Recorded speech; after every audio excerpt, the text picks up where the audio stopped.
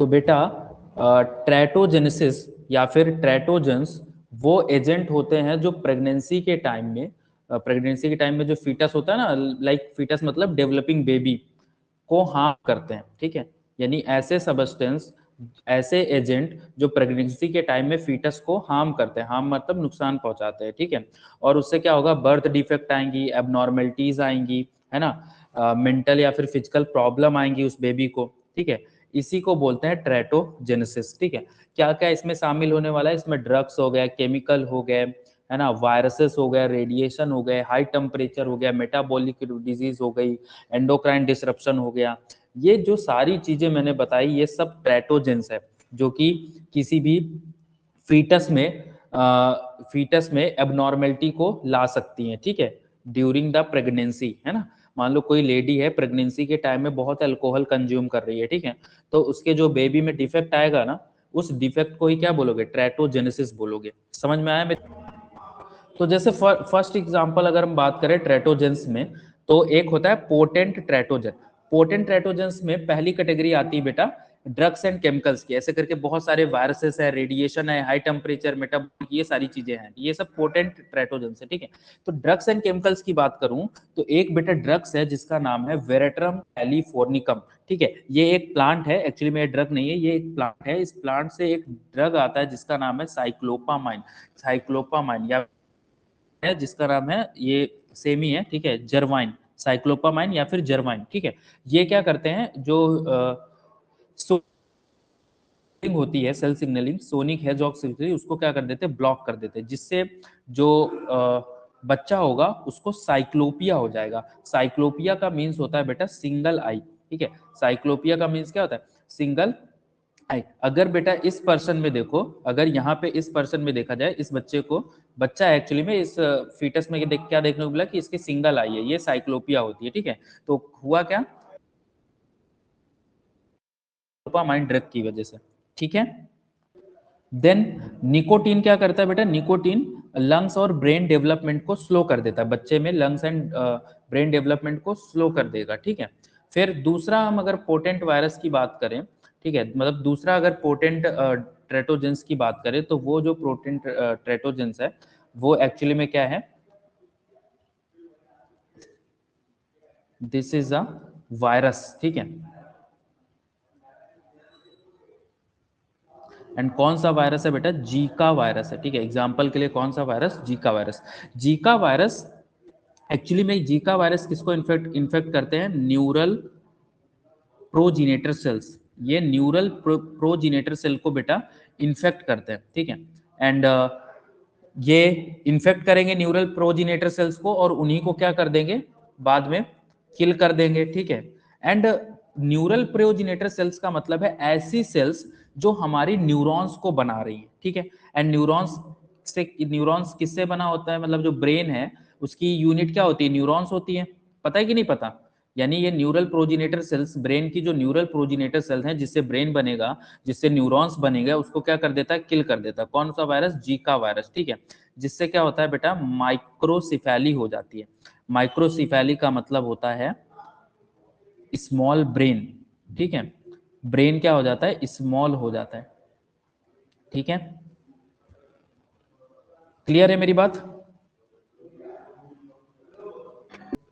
ठीक है। Third one जो आपका है वो है आपका रेडिएशन। रेडिएशन बेटा कैसे कॉज करता है, आपको मैं बता दूं, रेडिएशन सबसे ज्यादा डैमेज करता है डीएनए को, ठीक है। ये क्या करेगा, रेडिएशन आपका डीएनए डैमेज करेगा, एंड डीएनए डैमेज होगा तो आपकी ग्रोथ क्या हो जाएगी, स्टॉप हो जाएगी। भाई जो प्रोटीन बननी होगी उस डीएनए से वो बनेगी नहीं, एंड ग्रोथ स्टॉप हो जाएगी। तो रेडिएशन भी एक कारण है, तो रेडिएशन भी क्या हो गया आपका, ट्रेटोजेन हो गया। जो फोर्थ है आपका वो क्या है बेटा, high temperature and metabolic issue. जैसे मान लो कोई लेडी है, एंड उस लेडी को वो प्रेग्नेंट है अभी, ये लेडी, ठीक है, ठीक है, प्रेग्नेंट लेडी है, एंड उसको बहुत ज्यादा क्या आ रहा है, फीवर आ रहा है, ठीक है। एंड फीवर से भी क्या होगा, उसका बॉडी का टेम्परेचर हाई हो रहा है, तो उसको बहुत सारे क्या हो गए, मेटाबॉलिक डिसऑर्डर आते रहेंगे, है ना, उसको मेटाबॉलिक डिसऑर्डर्स होंगे, है ना, हाई टेम्परेचर की वजह से, या फिर बहुत सारे मेटाबॉलिक इश्यूज आएंगे, उसी को बोल सकते हैं मेटाबॉलिक डिसऑर्डर या फिर इश्यूज को, ठीक है। एंड वो क्या होगा कि उनके जो अंदर जो फीटल जो प्रोटीन है, ठीक है, फीटल प्रोटीन यानी बच्चे में जो प्रोटीन होंगी उसको क्या कर देंगी, उसके फंक्शन को खराब कर देंगी। जो मेटाबॉलिक डिसऑर्डर है उसके एक्चुअली में मेटाबॉलिज्म जो है वो खराब कर दिया, तो जो फीटल की प्रोटीन है, फीटल वर्ड आता है बच्चे से रिलेटेड, तो वो जो बच्चा था उसके प्रोटीन फंक्शन को क्या कर देंगी, बिगाड़ देंगी, जिससे भी क्या होता है, डेवलपमेंट स्टॉप हो जाता है, डेवलपमेंट कम हो जाता है, या फिर आप क्या कह दो, स्टॉप हो जाता है, लो हो जाता है। आई मेरी बात समझ में?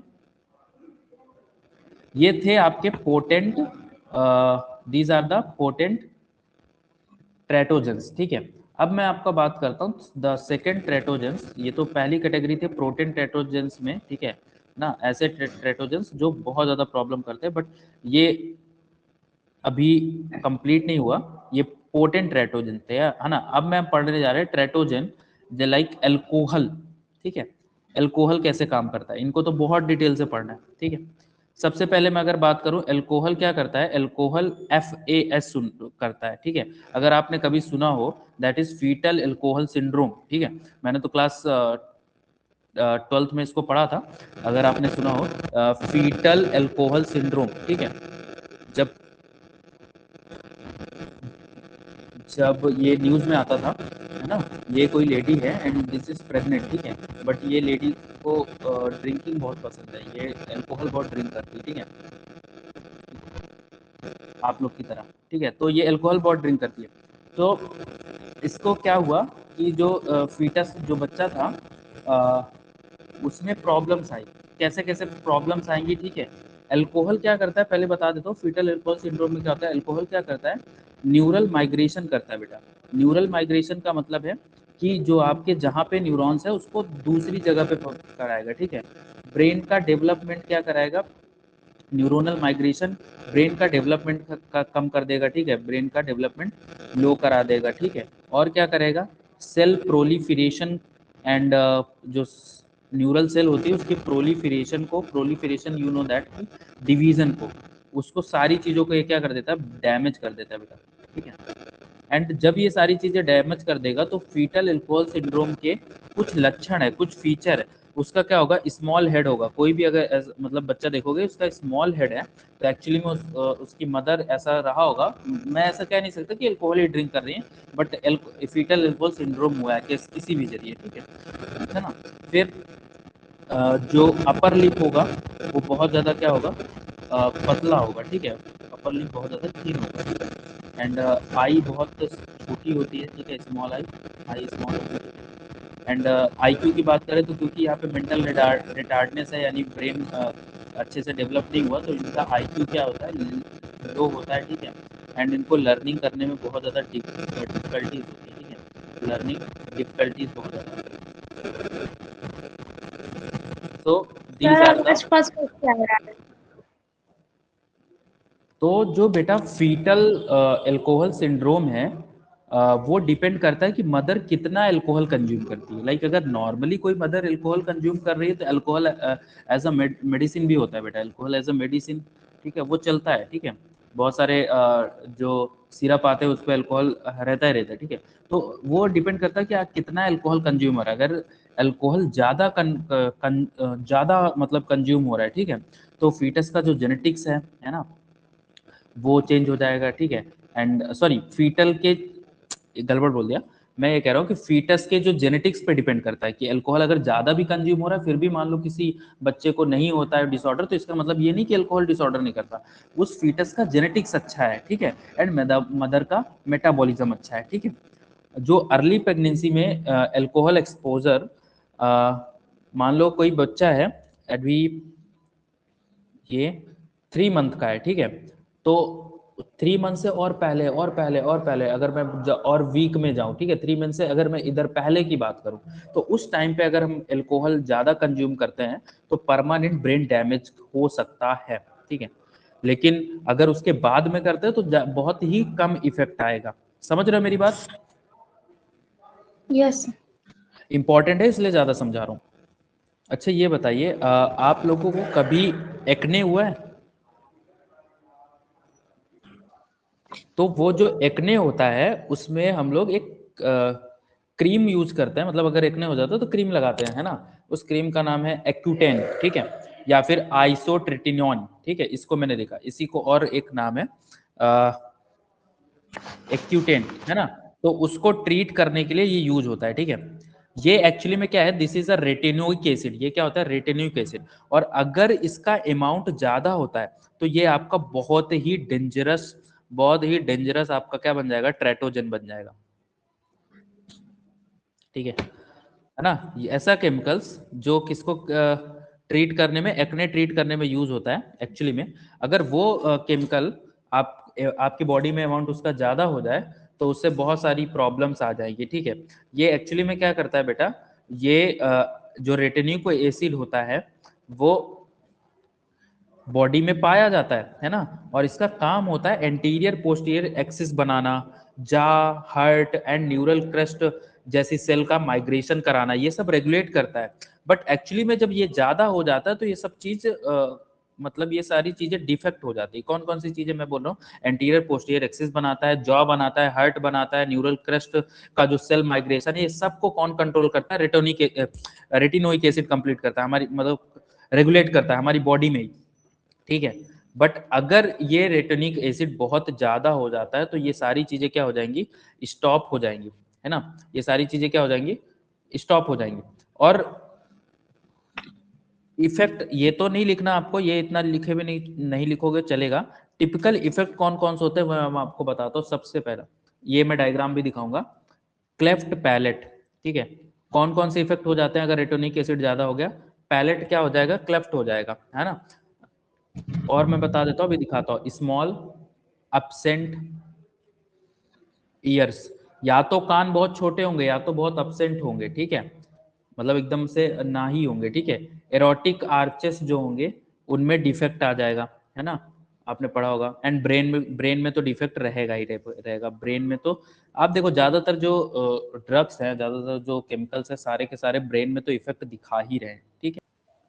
अगर यहाँ पे देखोगे, ये जो डिजीज हुई है, डिजीज नहीं एक्चुअली में, ये क्लेफ्ट फॉर्मेशन हुआ है। और किसकी वजह से हुआ है, रिटर्निक एसिड के ज्यादा होने की वजह से, या फिर कोई और भी वजह हो सकती है जिसकी वजह से क्लेफ्ट पैलेट बनता है। क्लेफ्ट पैलेट में समझ रहे हो, ये जो आपका अपर लिप है वो उसमें एक पोर बन गया, है ना। और मेरा एक दोस्त था, सत्यम पांडे नाम नहीं लेना चाहिए, तो एक्चुअली में क्या हुआ, उसको भी ऐसा था, बट ऑपरेशन से वो चीज क्या हो सकती है, सही हो सकती है, ठीक है, समझ रहे हो। पांचवें नंबर में आप लोग का आता है बिसफिनॉल ए, ठीक है। बिसफिनॉल ए क्या है बेटा, एक सिंथेटिक एस्ट्रोजन है, एस्ट्रोजन हार्मोन जो हमारी बॉडी में पाया जाता है वैसे ही ये काम करता है, एकदम सिंथेटिक एस्ट्रोजन की तरीके बिहेव करता है, ठीक है। कहाँ कहाँ से ये आपका बिसफिनॉल ए मिल जाता है, जैसे कि मान लो प्लास्टिक की बोतल हो गई, उसमें प्लास्टिक की बोतल में है, ठीक है। प्लस फूड के कंटेनर में बिसफिनॉल ए मिल जाता है, ठीक है। एंड जो अरे जितना भी फूड उससे रिलेटेड है ना, जो कैंड फूड की लाइनिंग्स होती हैं, है ना, जो जब फूड का कैन होता है ना पूरा भरा होता है, उसमें जो किनारे किनारे है ना, वहां पे बीपीए होता है, जमा हो जाता है, ठीक है ना। तो ये सारी जगह पे क्या पाई जाती है, बीपीए पाया जाता है, ठीक है। और अगर मैं बताऊं, कैश की जो रिसिप्ट मिलती है, जो रिसिप्ट वगैरह देते हैं ना, उसमें भी बीपीए केमिकल का यूज किया जाता है, ठीक है। तो ये सारी जगह पे आपको बीपीए मिल जाता है। अब इससे इफेक्ट क्या है वो जान लो। अगर सिंथेटिक एस्ट्रोजन यानी बीपीए बॉडी में एक्स्ट्रा ज्यादा हो जाता है, ठीक है, तो एक्चुअली में क्या करता है, ये एस्ट्रोजन की जगह ये काम करने लग जाएगा, है ना। उसको बोलते हैं एस्ट्रोजन मिमिक्री। नहीं, मेरी बात समझ में, लाइक अगर मेरे जैसा कोई, मान लो मैं पढ़ा रहा हूँ अभी आपको, है ना, कल को मेरी आवाज में कोई दूसरा आपको पढ़ा दे, कोई गलत ही पढ़ा दे, आप पढ़ते जाओगे क्योंकि आवाज तो मेरी है। वैसे ही एस्ट्रोजन, जो हमारा रियल वाला एस्ट्रोजन है, उसकी जगह कौन काम करने लग जाएगा, बिस्फिनॉल ए। तो एस्ट्रोजन, इसी को बोलते हैं एस्ट्रोजन मिमिक्री। एंड कैसी प्रॉब्लम होगी, क्योंकि ये रिप्रोडक्टिव एक हार्मोन है, तो कैसी प्रॉब्लम होगी, रिप्रोडक्टिव प्रॉब्लम होगी। एग्री? यस। और क्या क्या हो सकता है, ओवरी और टेस्टिस में एबनॉर्मलिटीज आएंगी, है ना। मैंने अभी बोला कि ये हार्मोन दोनों में पाया जाता है, मेल में कम, फीमेल में ज्यादा, ठीक है। एंड प्रोस्टेट को इनलार्ज करा सकता है, प्रोस्टेट इनलार्जमेंट जो कि मेल में होता है, ठीक है। एंड ये प्रोस्टेट इनलार्जमेंट का जो केस है बूढ़ों में बहुत ज्यादा आता है इस टाइम पे, ठीक है। देन लो स्पर्म काउंट, उसके लिए भी, क्योंकि भाई उसके स्पर्म के फॉर्मेशन में भी थोड़ा सा रोल एस्ट्रोजन है, ठीक है। बट एक्चुअली में क्या है, एक्चुअली में एस्ट्रोजन की जगह बीपीए आ जाता है, ठीक है ना। और अगला अगर हम बात करें, सेक्स रिवर्सल इन फ्रॉग, यानी रिवर्सल का मतलब है फ्रॉग में जो मेल फीमेल है उसको भी बदल सकता है, ठीक है। मतलब अगर कोई चीज मेल है तो फीमेल भी कर सकता है, एस्ट्रोजन क्योंकि है ना, एस्ट्रोजन की वजह से। सो उसको भी कर देता है। और अगर मैं बात करूं, एक चीज समझिएगा कि बिसफिनॉल ए का अगर लो डोज भी है वो भी क्या है, हार्मफुल है, ठीक है। समझ में आया। Yes. 6 नंबर में बेटा है एट्राजीन। और एट्राजीन बेटा एक एक्चुअली में हर्बीसाइड होता है, ठीक है। बहुत सारे हमारे किसान भाई लोग हर्बीसाइड यूज करते हैं, हर्ब को, छोटे हर्ब आ जाते हैं, ठीक है, जो कि हमको नीड नहीं होती। तो हर्बीसाइड को मारने के लिए हम लोग क्या यूज करते हैं, एट्राजीन का यूज करते हैं, ठीक है। हर्ब को मारने के लिए हर्बीसाइड का यूज करते हैं, जिसका नाम क्या है, एट्राजीन। तो इस एट्राजीन, अगर बॉडी में ये एट्राजीन की अमाउंट बढ़ जाता है या फिर थोड़ा सा भी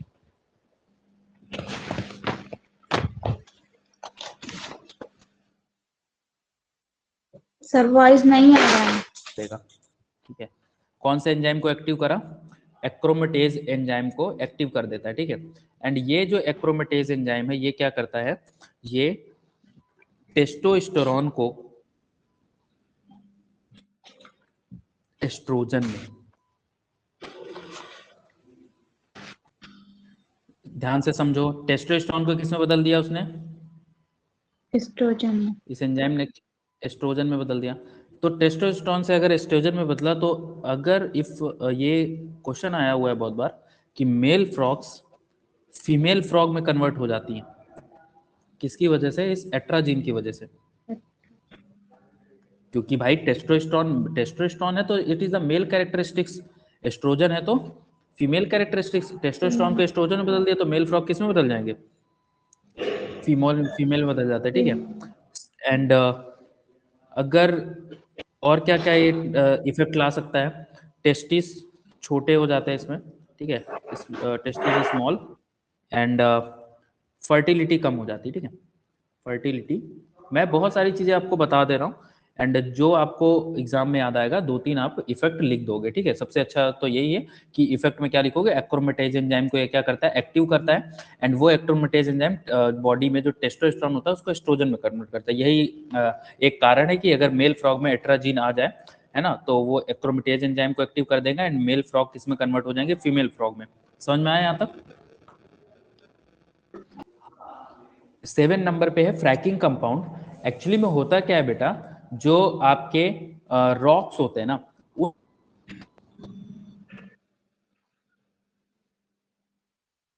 लगभग 600 से भी ज्यादा केमिकल्स को ऐड किया जाता है वाटर और सैंड में, ठीक है।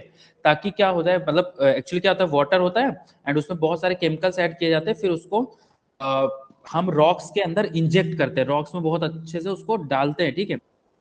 रॉक्स में जो फंसे हुआ ऑयल होगा, ऑयल समझते हो ना, पेट्रोलियम वगैरह, वो सब क्या हो जाए बाहर, को बोलते हैं फ्रैक्चरिंग, इसको क्या बोलते हैं, फ्रैकिंग, सॉरी, इसको क्या बोलते हैं, फ्रैकिंग।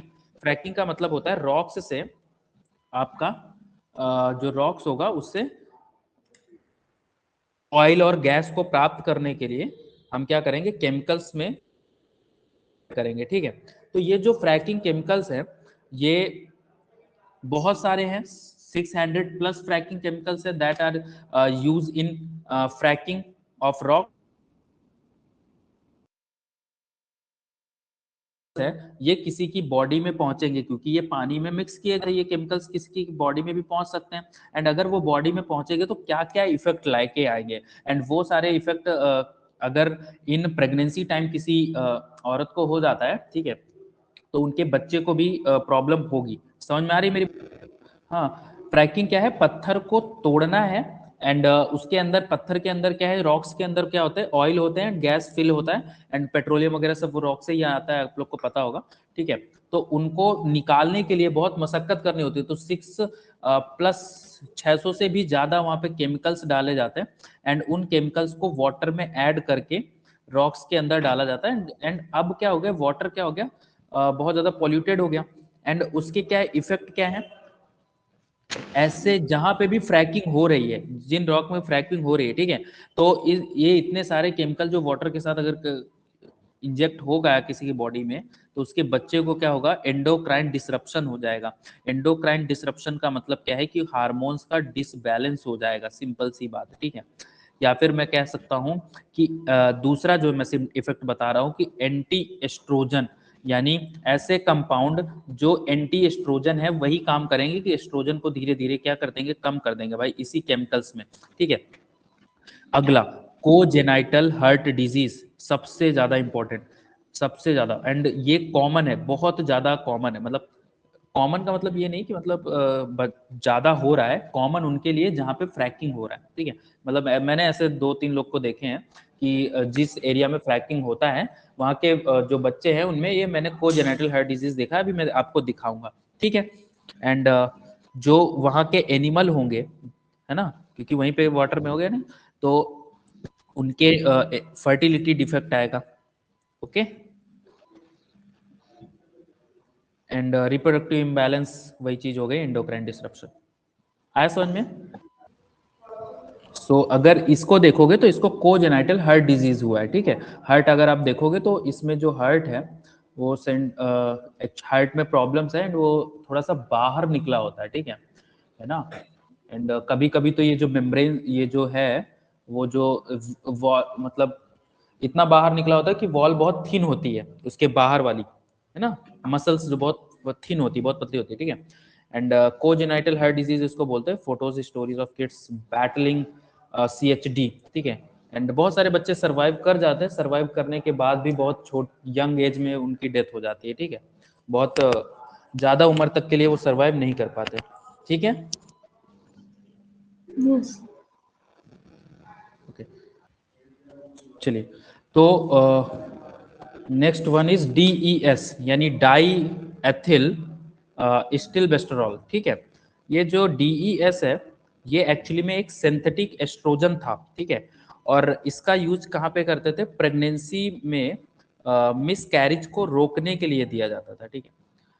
मिस कैरिज क्या होता है, ठीक है, तो मिस कैरिज का मीन्स है कि जो बेबी होता है, एक ऐसा केस आ जाता है ना कि या तो बच्चा बचाओ या तो मम्मी बचाओ, ठीक है। तो बेबी का जो डेथ हो जाता है, ठीक है, उसको बोलते हैं मिस कैरिज, ठीक है। तो उसको रोकने के लिए एक ड्रग आता था जिसका नाम क्या था, DES आता था। तो बहुत सारे बच्चों ने, मतलब बहुत सारी माताओं ने इसको यूज करा कि भाई हमारा बेबी जो है प्रोटेक्टेड रहेगा, ठीक है। बट बाद में इसका इफेक्ट क्या हुआ बेटा, इसका इफेक्ट क्या हुआ,